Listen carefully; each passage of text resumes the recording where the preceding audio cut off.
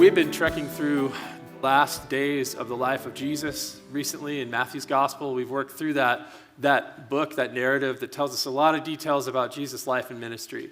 And we're nearing these kind of final events of Jesus' life leading up to the crucifixion, the resurrection, what we think of as the Easter story a lot of times. And as we focused on that, the last few weeks, we've seen different images that pop up in the Bible. And those images are supposed to draw our attention to where those images have appeared previously. And they also give us a little bit of a deeper angle on what's actually happening, give us a visual for maybe what Jesus is feeling, like we learned last week, or just of the circumstances that surround everything he's going through, or the meaning, the bigger picture of what these events mean for us or for followers of Jesus. And so I put this image up a few weeks ago of an intersection with the cross overlaid. And it's like the cross, it's an intentional intersection of all these different images because a picture is worth 1,000 words, as we say in our culture. And so God communicates so much more to us by giving us these images to really think about and talk through with each other. A few weeks ago, we talked about the Passover feast and how not only the Passover lamb that's sacrificed that really goes back to the days of Moses when God rescued Israel from slavery under the Egyptian empire at that time. That Passover lamb that protected a home from death as death went through Egypt that night is a visualization of what Jesus can provide for followers of him. The Passover meal has 4 different courses, and we talked about that. And Matthew relates each one of those courses, the way that he phrases this narrative. Each one of those courses teaches us something about Jesus and what he's going through in these final moments before his death. The next week, we talked about covenants and how that's a fancy word for partnership, where you're working together to accomplish goals. Something like a marriage would be a similar type of partnership today that we experience. We've got 2 people that are united together and they've got some goals for life and they're working together. But how people partnered with God and they agreed to in different occasions throughout the Bible, especially the first 2/3 of the Bible, and people just kind of walked away from their commitments to those partnerships. And when they were making them, there were some penalties involved if they walked away. And how Jesus and what he's doing, it says he initiated a new covenant, a new partnership. And a lot of the reason was to take away the problem of our hearts, which were so fickle as people, to put his spirit into us and give us kind of a new power to make the changes and adaptations to what his way of life really looks like, but also to take fear out of the picture. And Christine was sharing about fear again in the prayer time and how really what Jesus is trying to do through his death is to take away the fear factor from our relationship with God, because we don't have to think, well, if I fail, what's that going to mean for my partnership with God? Because we will. How is he going to view me then? Is God going to walk away from me? Like, am I done for? No, fear's out of the picture. And how this new covenant and the communion meal and the Passover meal is a beautiful picture of that. Last week we talked about Gethsemane and how that name, that garden across from Jerusalem, across the valley in Jerusalem, filled with olive trees even to this day, how the word Gethsemane, it means olive press, and how an olive being pressed for its oil under all that weight, that was a visualization for what Jesus was feeling physically and emotionally and spiritually, all that pressure coming down on him. We don't think of God as feeling that, but he was in a very real sense as God and humanity in one. And today we're going to look at a 4th image. It's money a little bit. There's some money that's involved in this story. Some pieces of silver in particular, and how that actually shows us a few things about these moments in Jesus' life that I think are relevant for us as well. As we look into that, we're not just looking at that image, but we're also going to take a look a little bit the next 2 weeks about friendship and what that involves. And some of you, like you have friendships that have lasted a lifetime. I have a few people that I know, and they still get together with people that they knew in grade school. I mean, it's been a lifelong friendship. And for others of us, we've had some pretty negative experiences with friendship, and people have walked away from us or abandoned us in friendship, and so it brings up a lot of hard, difficult feelings that we've gone through. And we're going to lean more on the difficulty side of friendship the next couple of weeks and see what friends sometimes are capable of, and what we're capable of, honestly, too, if we don't approach friendships from the right angle. So hopefully there'll be some learning we can do, and maybe some things we can work through related to friendships the next couple of weeks as well. We're going to do this through taking a look at Jesus, but also one of his 12 closest students and friends named Judas, who became anything but a close, loyal, good friend in this experience. And so that's what we'll take a look at today. We're going to be in Matthew 26 again, and some of the verses are listed on the screen and in your notes, but that's what we're going to step in today. And the first thing I want to look at is just this issue of appraisal. Appraisal would be taking an item. How much is this item worth? I used to get a kick out of watching some just clips from Antiques Roadshow. I'm not really an antique type of person, but Christine and I, we decorated for our wedding reception with antiques, and so there was a period of time where I was kind of interested in things like that. What is this old thing worth? And sometimes things would appear on that show, and they're worth next to nothing, or it's just it's a reprint, it's not an original, it's a fraud. And then other times they would land on things that were worth hundreds of thousands of dollars, or maybe even more. This piece of history that has a particular value to it. And something's appraisal, something's value, something's worth. And different people had different ideas about Jesus' value and his worth. And different people have different ideas about your value and your worth. And you have different ideas about people's value and their worth, whether you realize it or not. And those are the kind of things that we want to think about today and walk into. Got several questions I want to throw out to you all as well, because I think this topic of friendship will make some good discussion for us today. But backtracking a little bit, this is an event that happened before the Passover meal, a couple nights earlier. It says Jesus was in Bethany at the house of Simon the leper, and a woman approached him with an alabaster jar of very expensive perfume worth 300 days' wages, and she poured it on his head as he was reclining or leaning at the table. And we talked about this a few weeks ago. If you want to recap, we have that online, or you can just read Matthew's gospel earlier in the chapter. But Mary, this woman, comes in, and she has this extravagant gift. I mean, in our day and age, it'd probably be a $50,000 bottle of perfume. And she breaks it open, and she just pours it on Jesus' head and on Jesus' feet and covers him with it. And this gift, it implies that Jesus is worth that much and more, right? When you just take this $50,000 and you purely devote it to somebody, it really speaks about that person's worth. When somebody gives you a gift, it speaks about your worth. That's why they do it. They value you. And this was an extravagant gift, and Mary valued Jesus far and above and beyond what many people did, probably almost anyone at that point in time. And then you see the complete polar opposite, because after that gift is given, the way that Matthew heads next in his narrative of the story, he says in verse 14, then one of the 12, so one of Jesus' inner circle, the man called Judas Iscariot went to the chief priests and said, what are you willing to give me if I hand him over to you? So they weighed out 30 pieces of silver for him. And so in this case, he's not willing to give Jesus anything. He's willing to take, and he's willing to sell Jesus so that he can get something. And you see the polar opposite of how these people view Jesus' worth, right?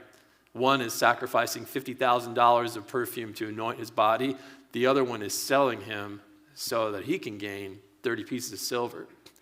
And there's really more than just the money, the 30 pieces of silver. It has some really big significance. And so that's our image that we want to focus on today, because there's more to it than even meets the eye. And I think that that number was very intentionally settled on by the high priest and the leaders, and very intentionally accepted by Jesus, because it communicates a couple things that we don't realize face value unless we look back at the Old Testament and how that figure was used and how it appeared. And so here's a little bit of background. The Old Testament makes two different statements about 30 pieces of silver, and I think they're both significant in the story. The first happens in Exodus 21, after Israel's come out of Egypt. And this is what it says in some of the different laws for the nation at that time. It says, if an ox gores a male or female slave to death, its owner must give 30 shekels of silver, 30 pieces of silver, to the slave's master, and the ox must be killed. And this is not making any kind of statement like condoning slavery. It's just the reality of the world that they lived in. And so part of the compensation was, if somebody was a slave owner back in that culture and you had an ox that killed that slave, you had to repay that master 30 shekels or 30 pieces of silver, because that was the going rate for a slave at that point in time. You're just paying him back. And so one of the things that this image does is it equates the value of Jesus to that of a slave. But what happens to prices over time? If you've been living in the United States of America for the last 3 or 4 years, what has happened to the cost of things? Right, everybody's just pointing up or looking down, in dismay. We have this wonderful thing called inflation, and it's been around before the United States of America, millennia before. And it happened in these days as well. And so the going rate at the time of Moses, 12 to 1400 BC, depending on who you talk to, or their opinions of dates. But at that point in time, 30 shekels of silver was the going rate. But by the time of later on, in the period of Augustus, who is the Roman emperor in the time of Christ's birth, so in the Roman Empire, at that point, according to a Roman historian named Horace, the going rate for a cheap or a worthless slave had already gone up to 160 shekels of silver. And so by betraying Jesus for just 30 shekels of silver, it's not only connecting with the slave in the Old Testament, but it's also calling him, 5.5 times less valuable than a cheap and worthless slave in that culture. So it's an insult to betray Jesus for such a small amount of money. Additionally, there's another tie-in, and it's the book of Zechariah, chapter 11. And this is 520 years before the time that we're reading about here in Matthew's gospel, around the end of Jesus' time on earth.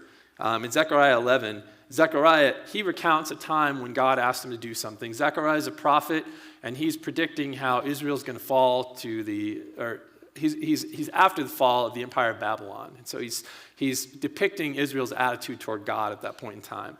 And God says, God loves to illustrate things through these prophet figures in the Old Testament, through having them do crazy things. And he says, Zechariah, I want you to take a job. I want you to take a job as a shepherd. And it's not going to be a good experience, but this job is going to be a visual representation of how Israel's relating with me as a nation right now, and their attitudes toward me and their attitudes towards each other. So Zechariah, he gets a couple of staffs, as every shepherd should have, and he signs up with an employer to watch this flock of sheep. And it's a group of sheep that are destined eventually to be slaughtered for their meat. And so he's watching over this flock of sheep, and over the course of the season, the time there, he's over a few other shepherds who are assisting him. And 3 of them are really corrupt. And so he has to fire those shepherds at some point in time. And that's a picture of how God is having to deal with corrupt leaders in Israel. Because these things that Zechariah is going through, God is using to show Israel how they feel about him and how they're treating him. And so just like he has to deal with these corrupt other shepherds, God's having to deal with other corrupt leaders in Israel at this point in time. And not only is it the co-workers that are a problem, it's the sheep themselves. Because a lot of these sheep are plagued with disease, and many of them are dying. And the sheep that are healthy are trying to eat the ones that have died. And if you know anything about sheep, they don't eat meat, right? They're vegetarian. But these sheep, for some weird reason, they were trying to eat the remains of these other sheep that had died. And that was making them prone to disease and death themselves. And so it was like this constant struggle the entire time. And eventually, Zechariah, he just decided to call it quits. He's like, I can't take this anymore. So he literally took one of his shepherd staffs and he broke it in half, and threw it down, went to his employer and said, I'm done. I quit. He said, pay me what you think I'm worth, basically. And the wages that he was given were 30 pieces of silver. It says in Zechariah 11. And God makes a remark after that, because again, this whole thing is a picture of how Israel feels about God. And this was God's remark afterwards. He said, sarcastically, it was at such a magnificent or a princely price that they paid you for your work. I want you to throw it into the temple at the feet of the potter. That's what God told him to do with it. And so 30 pieces of silver at this point in time was a ridiculous amount to pay somebody for their work. He was severely underpaid. And God was saying, in a sense, it just goes to show you, they appreciated you just about as much as they appreciated me, right? It was like tipping somebody a penny in today's world, saying, you know what, you did a horrible job as a shepherd. It was an insult. You were an ineffective shepherd. And so when these high priests and Judas agree on that 30 pieces of silver, another aspect of what they're doing, and they know their Bible, their Hebrew Bible, they're basically saying, Jesus, he was a terrible shepherd. He was ineffective. Maybe even he was a fraud. He's not worth anything. He's worth 30 pieces of silver. And so it's an insult. And that's really how they value Jesus.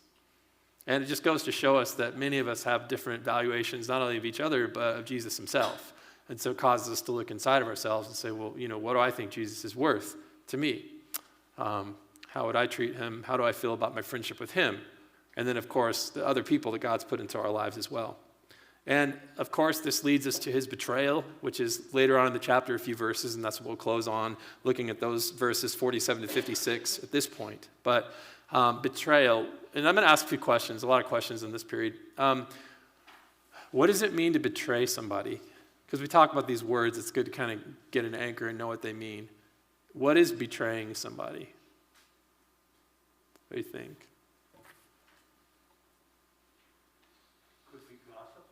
Okay, could be gossip. There are different ways to betray people, for sure. Yeah, what is betraying somebody? What does it mean to betray somebody? It means that you disrespect them and you disrespect your relationship with them. Okay, that was a neat answer. Yeah, I mean, not neat, but not a good answer, like a correct answer. But yeah, you disrespect that person and you disrespect your relationship with that person. Sure.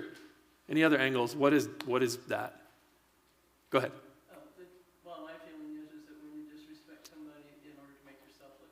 Okay, so part of betrayal is to make yourself look good, maybe. Yeah. Breaking a covenant with them. Okay, breaking a covenant with them, breaking a trust, right? Some definitions might put that as being disloyal to somebody. But it's basically saying, I don't care about my relationship with you anymore. I'm willing to abandon it. And, it's not very valuable to me. If we never get back into close relationship again, if I never respect you again, that's not really that important to me. I'm willing to walk away from this friendship. So that's what's happening. And Judas, he agrees to do this previously, but then after Jesus' prayer in the garden that we talked about last week, that's where this fits in chronologically. In verse 47, it picks up with that story. While Jesus is still speaking, he's speaking to the three closest, Peter, James, and John, disciples who are with him, closest to him when he's praying. While he's still talking, it says, Judas, one of the 12, suddenly arrived. A large mob with swords and clubs was with them from the chief priests and the elders of the people. These people that think Jesus is worth 30 pieces of silver sent their mob to go and arrest Jesus. But the thing that I want to kind of focus on in this particular verse is the fact that one of Jesus' inner circle is one that's had him arrested. But let's look at this from a different angle. Why do you think Jesus ever included Judas in the first place? I mean, Jesus seems to be a step ahead, kind of knows what's happening out in the future to some degree. Why do you think he included Judas? Any thoughts? Would you? Especially if you had an idea of what might be coming? I mean, and maybe at this point, Judas, maybe many of Jesus' followers at the beginning, his disciples, his students, maybe they hadn't landed on that page where they thought he was the Messiah or the Son of God yet at the beginning. But why do you think Jesus brought Judas into that circle? Any thoughts? Jesus knew he had to be betrayed. Okay. Maybe so Dave's saying, this is part of the plan. Jesus knew he had to be betrayed, and this was part of the plan, so he was aware of that, and he brought him in. It's possible. Yeah. Jesus loves us all unconditionally, even if we're sinners standing before him. Okay, that's a good angle as well. Jesus loves everybody unconditionally, even if we're sinners standing before him. And so maybe it's a statement about God's unconditional love, right? Because we might think if nobody like Judas was included, you had to be on Jesus' good side, or you had to be that person who would always make the right choices and decisions. But this shows us that the spectrum of God's love, it goes from people who are going to be, faithful to Jesus and loyal, all the way to people who are going to completely walk away, and not just walk away, but cause him harm, right? So the whole spectrum, Jesus wants to love and involve all those people. It's an interesting question. And some of these questions are ones that, you kick around across the table from somebody or you think about. Psalms says to meditate on God's word. And there's so many different angles and things that when we think about it more deeply, we start to realize and make connections about God and the way that he operates and who we are and how God loves and maybe how ahead of things God is in time and history and all of this.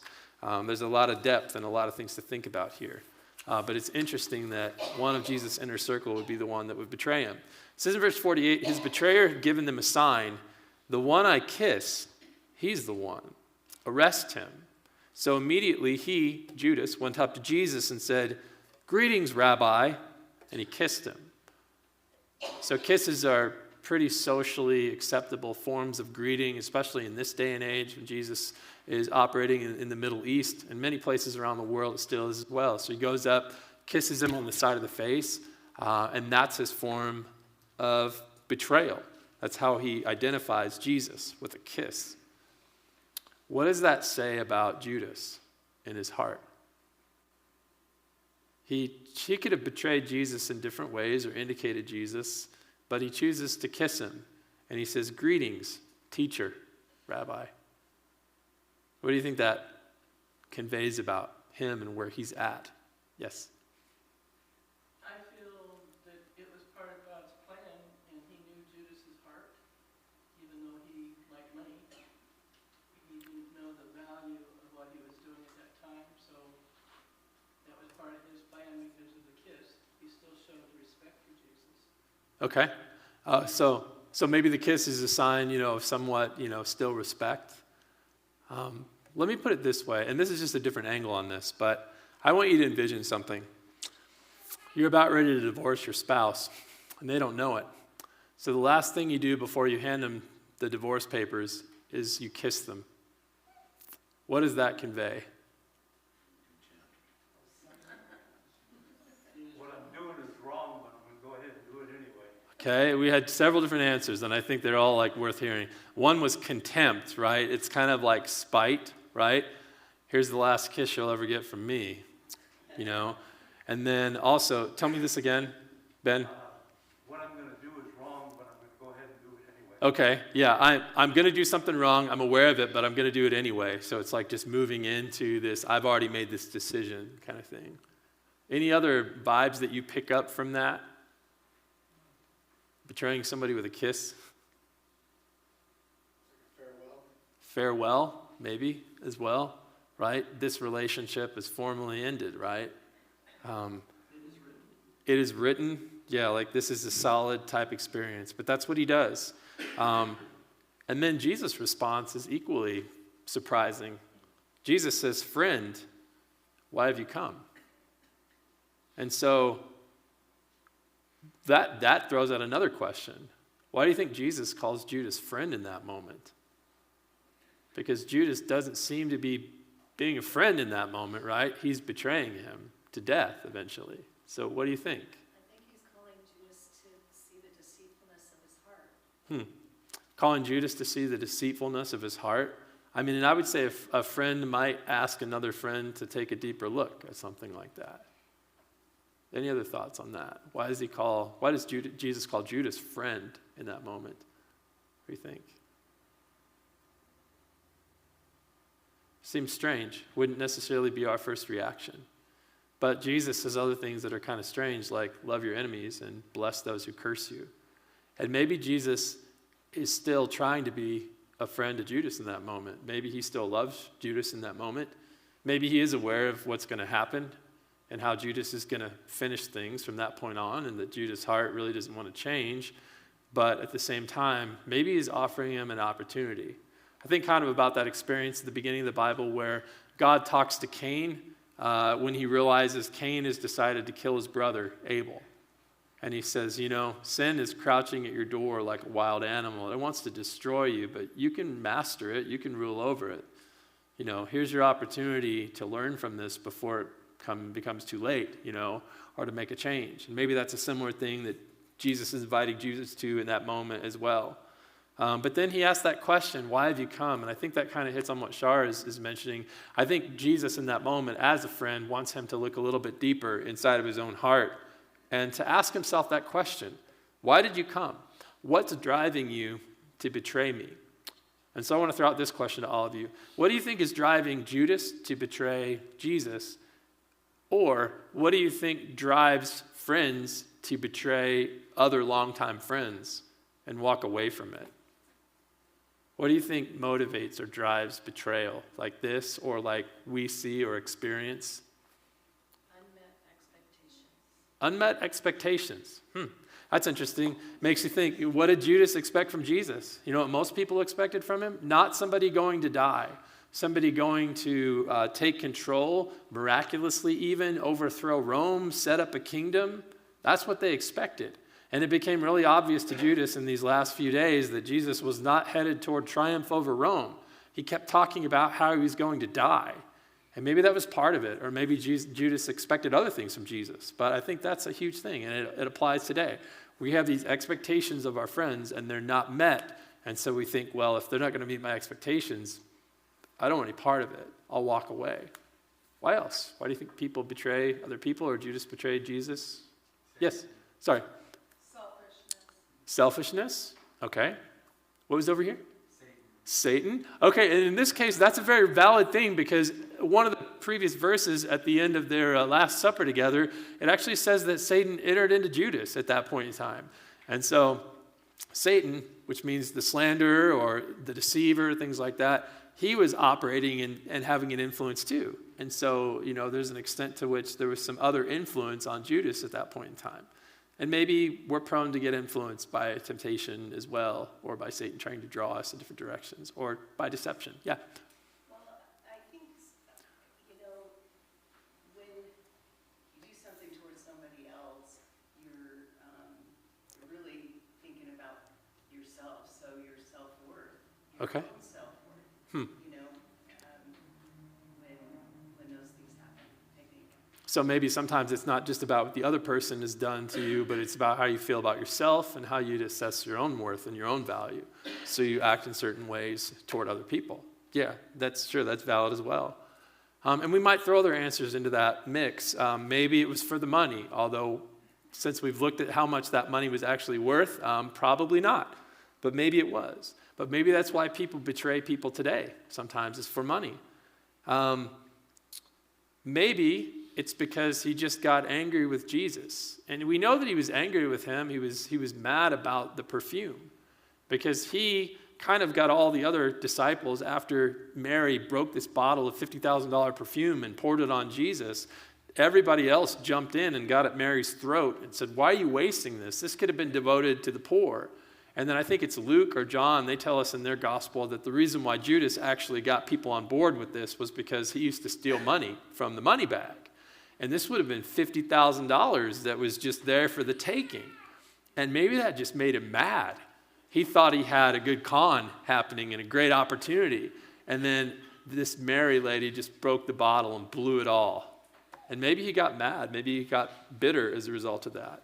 And maybe it wasn't just this one occasion. Maybe other things like that had kept happening. I've seen bitterness drive people to that point where they just want to betray and just abandon and walk away from somebody else, right? You just kind of nurse bitterness and you keep lists of all these things that have offended you, and eventually the list grows so long that you just decide, I'm out. I'm done with this. He certainly lost sight of Jesus' value. He certainly lost sight of Jesus' teaching and Jesus' way of life, and maybe he never really appreciated Jesus' way of life that he was calling people to in the first place, because it wasn't a selfish way of life, and maybe he had other goals for himself. We don't know. But all these things are possibilities, and all these things are reasons why sometimes we, as humans, betray other people in our lives, other friends as well. Yeah? I have a quick story that came across me that depicts the same thing. Yeah, go ahead. That was, I was walking my dog out there in the country one day on the road, and there was a neighbor who I didn't really know on the side of the road, and he had his scope out, and he was looking at a deer that was 1.5 miles, 2 miles away. Okay, let me just recap for people online real quick. So I'm going to tell the story you've told so far, and then I'll let you continue, because people online don't have a huge gap that are listening. So Dick is explaining a story about a neighbor who was looking at a deer, right, out in the field through a scope that was really far away. Go ahead. So I walked up just to say hello to him, and I don't remember if he said something to me or not, but he basically cut me off. The age little kid, when he was a little kid, waved at me like hello, but he cut me off. Well, a week later, I have me out in front of my lawn, or in front of my yard, and he showed up carrying a plate of donuts or brownies or something or other to give to me. So I don't know if he went home and told the wife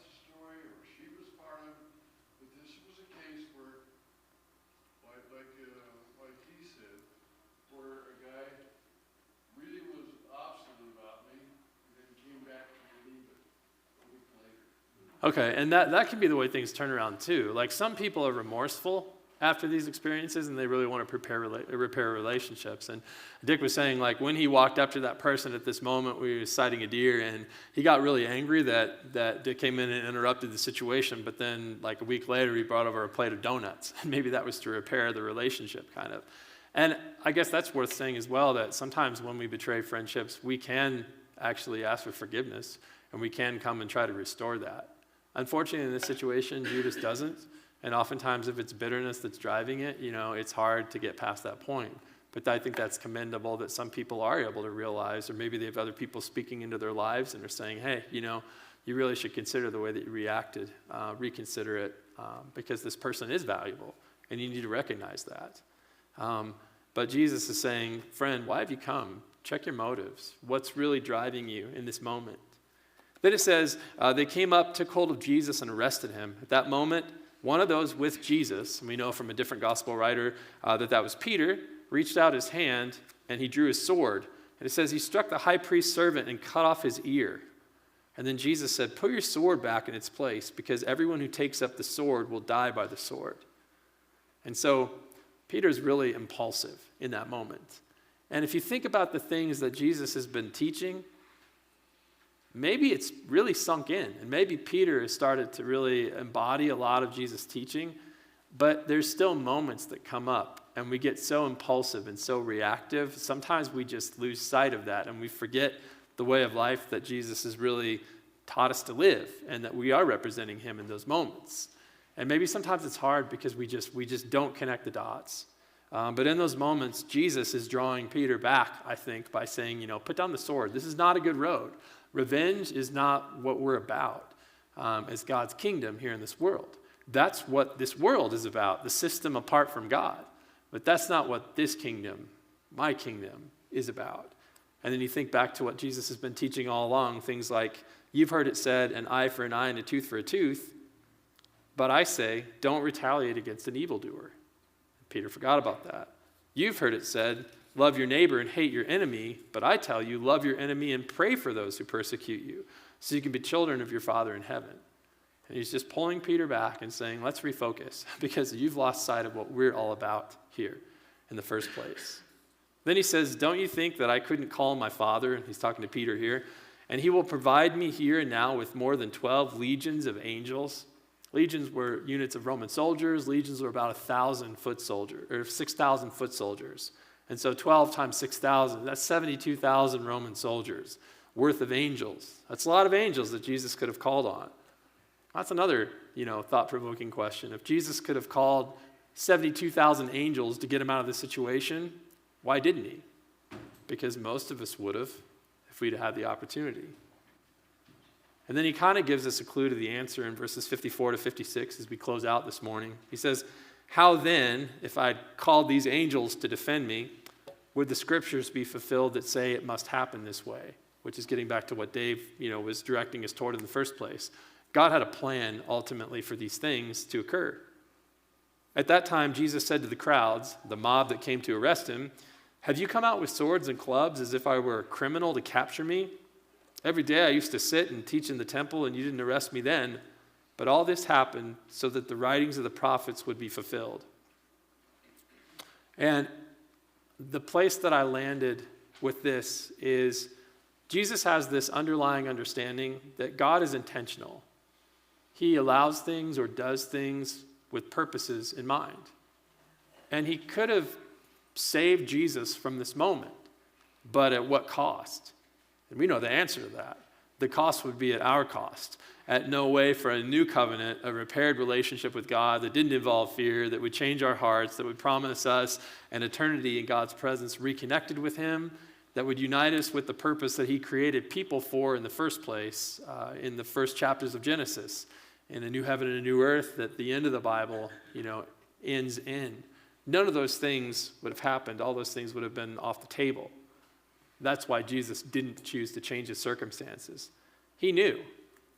And, on a similar yet kind of opposite trend, we're not capable of changing our circumstances.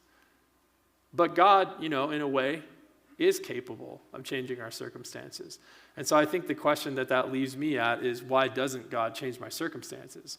Because we sung some of these songs earlier this morning, about how, God's powerful enough to do all these things. Just a word, can make something be accomplished. I mean, he's creating left and right in the first chapters of the Bible by speaking. And so if God can do all this, or Jesus can heal all these people, why doesn't he seem to do that to me or to my loved ones? And we have all these questions, If God could, why doesn't he?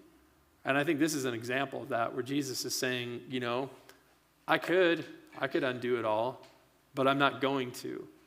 And while that doesn't always give us direct answers, I think it helps us understand that Jesus recognized something about God and the way God operates. And as God, he would be the one to know it. And that's just that God is intentional. He's not chaotic. Everything isn't by accident. And we don't always know the reasons why God does the things that he does, but he is intentional and he is loving. And if he is allowing something or advancing something, he's got a plan. And the plan is something good, because God is good. God is not evil. God is not bad. He doesn't have our harm in mind. And so we may not know the answers, but there's a level of trust. And Jesus was operating with a level of trust. Like, I know God's intentional. I don't know what God has in mind, but I know he's intentional. I know this isn't random. I know it's not an accident. And so I'm going to step forward into this. I'm going to trust in this moment, which is a very hard and difficult thing, for us to do. I was thinking about what kinds of questions would this leave us with to kind of evaluate our life and our friendships and have maybe a better understanding of God as a result of being here this morning for a few minutes together. And here's some questions that I landed on for us. They're on the back of the bulletin that you received this morning as you came in, or if not, they'll be on this video online. But here's a few things for us to think about personally as a result of what Jesus experienced from Judas. One, how much do I truly value my close friends, my family members, my employees? If I had to appraise them, how much can I honestly say I value them? And then if I would say, I really highly value these people in my life, how am I communicating their worth in tangible ways? If I have employees, how am I paying my employees? If I have family members, how am I treating my family members? Or what am I doing for my family members to show them that I care, that they're valuable? Or with my close friends, how am I communicating their value in ways, that they can see and feel and touch and hear? How am I showing that to them? Or how am I neglecting to show that? And if I'm neglecting to show that, what's motivating me? Am I really sliding into bitterness and hate and anger like Judas was? Or is it just that, I've lost sight of how valuable they really are and I've gotten distracted, because that happens to us as well. Or I've gotten more concerned with my immediate circumstances, which we'll talk about a little bit next week. How would Jesus define friendship? Because he does call Judas friend. So if you would ask Jesus what the definition of a friend is, what would he say? What do you think? And then how should you define friendship? If you call yourself a friend, what does that mean?